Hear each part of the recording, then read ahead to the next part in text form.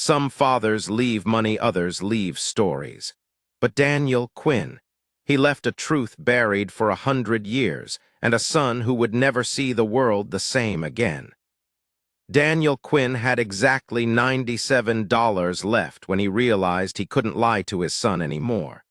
For months, he'd told Leo things would get better, that a new job was coming, that the field trip or the new shoes would have to wait just one more week. But now the eviction notice was taped to the door, the fridge hummed with emptiness, and the only thing Daniel could still give his 8-year-old boy was a promise. That morning, before the world woke, he looked at the photograph of his late father standing in front of Montana's endless mountains, the same mountains Daniel had been too busy surviving to ever visit. "We're going," he whispered. Leo stirred on the couch, hair messy, hope barely alive in his small face. "Where?" he asked. "An adventure," Daniel said softly. "The kind your grandpa used to tell me about." He packed the old hiking gear that still smelled of cedar and smoke, traded the week's groceries for gas, and by sunrise their rusted truck was rolling toward the Absaroka Range. Two people with nothing left to lose, chasing a map drawn by memory and desperation. By midday, the city had disappeared behind them. The road wound through golden aspen forests where sunlight dripped like melted coins through the leaves. Leo pressed his nose to the window, pointing out every eagle, every river bend that shimmered like glass. For the first time in months, Daniel heard laughter instead of worry. The trailhead was empty except for silence and the whisper of pine. Daniel unfolded his father's hand-drawn map, the paper soft from decades of being opened and closed. At the bottom, in faded ink, were 5 words that had once meant nothing, the ribbon between the worlds. They hiked 3 miles before finding an unmarked path branching north, overgrown and forgotten. "This way," Daniel said, brushing aside the branches. The air grew cooler, the forest older. Leo's small boots crunched through pine needles as if stepping into another time. And when they reached the ridge, the valley opened below them like a secret, the glint of rusted steel cutting across green earth. "Dad," Leo breathed, "is that a train track?" Daniel felt his heart stumble. The stories his father used to tell about hidden rail lines and lost towns suddenly weren't stories anymore. "Let's find out," he said, and together they started down the mountain toward a piece of history waiting to wake. The valley felt untouched by the modern world. Wildflowers brushed their legs and the air smelled of rain and metal. At the edge of a grove, Leo froze. Between the trees, half swallowed by vines and time, stood 3 antique train cars, their windows blind with dust. "It's beautiful," Leo whispered. Daniel pushed open a rusted door that groaned like something exhaling after 100 years. Inside, sunlight poured through cracks, illuminating velvet seats, brass fixtures, and a chandelier still holding the memory of light. It was like stepping into 1903. "Dad," Leo called softly, kneeling near the floor, "this part looks different." The boy's fingers traced a faint outline in the wooden boards, a hidden panel. Together they pried it loose, revealing a metal vault built into the floor.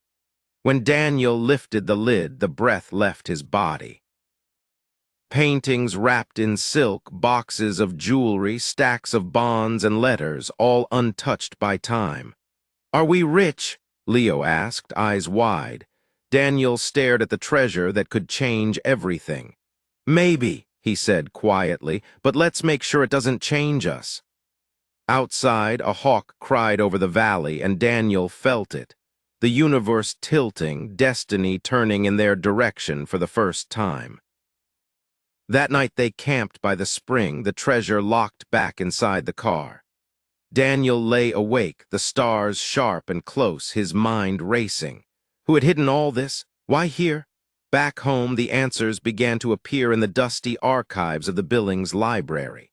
A name kept surfacing: Victoria Ashworth, daughter of a copper baron, vanished in 1903 with a fortune in art and jewelry.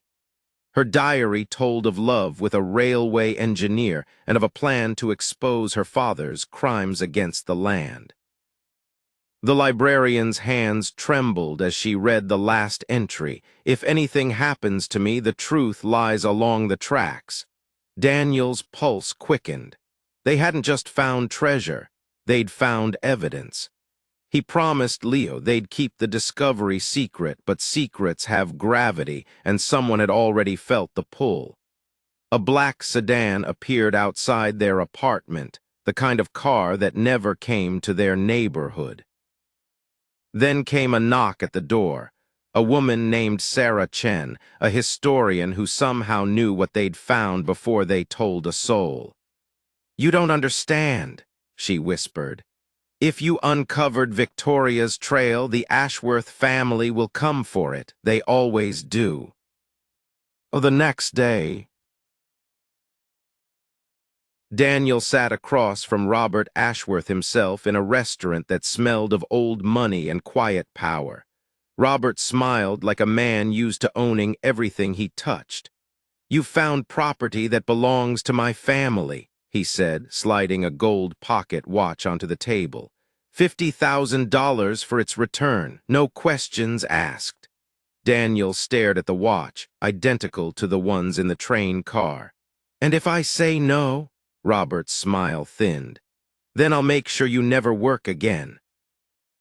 You'll lose your home, maybe even your child. Men like you don't win against men like me." Daniel's throat went dry, but he managed a steady voice. "Maybe men like me finally should." That night he called his lawyer and his historian ally. Together they agreed. Before making any choice, he'd go back to the valley alone and document everything. If this treasure was tied to crimes, they needed proof before power buried truth again. As he packed his father's camera, Daniel looked at Leo sleeping peacefully and promised silently, "No one will take your future again." The mountains greeted him with silence and warning. Inside the train car, Daniel set up his lights and began photographing each item, cataloging what could become evidence. That's when he noticed it. The vault's floor wasn't original. Fresh scratches, newer screws. Beneath the treasure lay another layer, a deeper compartment. When he pried it open, the story changed forever. Inside were documents wrapped in leather, company ledgers, government letters, and a woman's final testimony. Victoria Ashworth's handwriting trembled across the page. "They poisoned the rivers and silenced those who spoke. If I disappear, whoever finds this must finish what I began." Beneath her will were newer files, reports from the 1970s showing the Ashworth family still dumping toxins into Montana's water. The last pages were signed James Morrison, Jr., son of the engineer who vanished with Victoria. He'd kept the evidence hidden for generations, waiting for someone brave or desperate enough to bring it into the light. Daniel's hands shook. This wasn't just history. It was a living crime still echoing through families and towns. Then his phone buzzed with a message from an unknown number. "You've been in that valley too long, Mr. Quinn. Time to come out." Panic clawed at his chest. Another text flashed, "Bring the boy." Daniel tore through the forest, racing the sunrise, every shadow a threat. By the time he reached Billings, police lights flashed outside Sarah's house. His heart stopped until he saw Leo safe in her arms. "Someone broke in," she said. "They didn't take money, they destroyed my research." Daniel showed her the documents he'd saved, and for the first time she smiled through fear. Then they failed. Together they contacted federal authorities. Within hours, agents filled the room: EPA, FBI, prosecutors. Daniel laid the documents across the table like a confession and a weapon all at once. The evidence was undeniable. generations of pollution, cover-ups, forged reports, even government bribery. The agents promised witness protection, and Daniel agreed, but only if the investigation went public. "People deserve to know," he said. For the first time in years, Leo looked at his father not as a man who'd lost everything, but as one who had finally found the courage to stand for something bigger than himself. The months that followed rewrote Montana's history. The Ashworth Empire collapsed under the weight of its own secrets. Federal charges, lawsuits, public outrage, justice that had been delayed for a century finally arrived. Reporters called Daniel the whistleblower dad, but he never saw himself as a hero. He was just a father who'd chosen truth over fear. When the government awarded him part of the recovered treasure as restitution, Daniel didn't buy cars or mansions. He bought clean water systems for the mining towns Victoria had once written about. And when Leo asked if they could visit the mountains again, Daniel smiled. They hiked to the same ridge where their journey began. The valley below glowed gold in the sunset, peaceful now, as if the land itself could finally breathe. "Dad," Leo whispered, "do you think Grandpa can see us?" Daniel looked out over the world his father had loved and said, "I think he never left." The ribbon between the worlds wasn't just a trail, it was a promise. A bridge between what was lost and what could still be found.